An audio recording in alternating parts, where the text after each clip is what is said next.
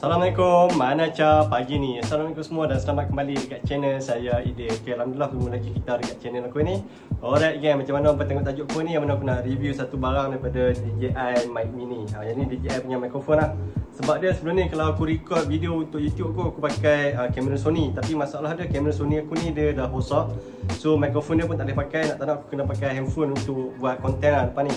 Untuk nak dapatkan voice yang elok untuk konten aku lepas ni, aku akan pakai ni lah, DJI Mic Mini ni. Dia pakai Type-C untuk aku punya device. Okay, so jom aku review dekat hampa DJI Mic Mini ni. Okay kan, so aku beli DJI Mic Mini ni dekat Shopee ya. Siapa nak beli, aku letak link kat situ, boleh beli kat situ lah. Dia banyak option, tapi aku ambil option yang microphone dengan receiver, transmitter dengan receiver je lah aku beli. Ataupun apa boleh beli dia punya transmitter saja, receiver nak beli lepas asing-asing pun boleh juga, tak ada masalah. So untuk package yang aku beli ni, sekejap aku tunjuk dekat hampa. Aku ada receiver, transmitter, dia akan bagi transmitter charging dock, lepas tu compact carrying pouch, clip magnet, lepas tu mobile phone adapter Type-C. Sebab aku pakai dekat punya phone Type-C, boleh pakai Android ataupun iPhone lah. Lepas tu dapat dua windscreen, lepas tu kamera audio cable, kalau apa pakai DSLR ataupun SLR boleh pakai juga ni. Lepas tu dia bagi splitter charging cable dengan dokumen lah. Alright, so ni dia punya kotak. Kita tengok dalam dia pula. So nak buka dia, buka macam ni ya. Ni dia punya menu book. Akan dapat juga menu book, stiker. Ni yang aku kena baca ni.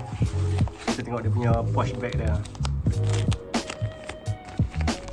Nampak macam premium lah. Saya dapat bag tu yang best tau.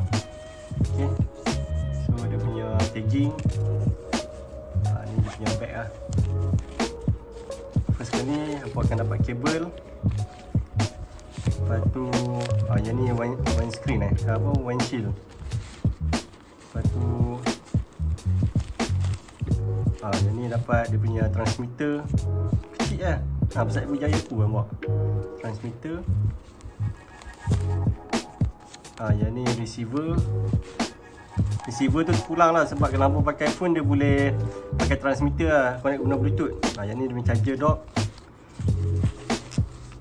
Yang ni Type-C converter. Alright, so jom buka dekat, tunjuk dekat hampa. Okay, so ni receiver, yang ni transmitter. Aku dah buka, dah pasang lah. Yang ni dia punya adapter Type-C. Okay, nak on dia senang saja. Aku beli DJI ni sebab dia senang apa? Senang nak pakai. Okay, nampak dia dah menyala. Yang ni sebab dia berkelip, kena connect dekat mobile device baru dia stop berkelip lah. Lepas tu nak on dia senang lah kat sini. Tekan lama sikit dia akan menyala. 3 second lah, apa kena baca manual tu, nampak dah menyala. So untuk nak hentikan dia punya blinking ni, apa kena pakai receiver lah, nampak. Maksud dia kalau dia dah stop blinking ni, dia dah start connect lah. Okay, so aku akan cucuk aku punya receiver ni dekat phone. Kita tengok dia punya voice lah. Okay, so aku cucuk dulu.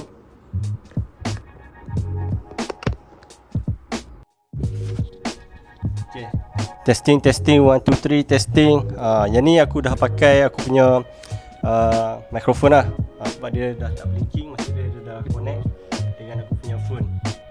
Aku tak nak tunjuk dekat punya phone sebab phone aku tengah record sekarang ni. Nak tak nak aku tunjuk apa, dia punya voice lah.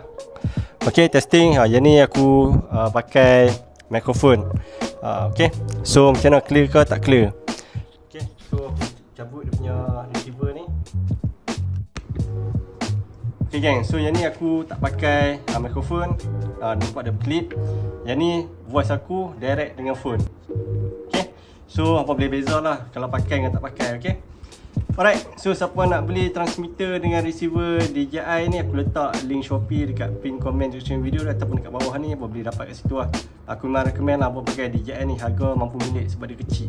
Okay, so kalau ada benda nak tanya boleh komen kat bawah. Assalamualaikum.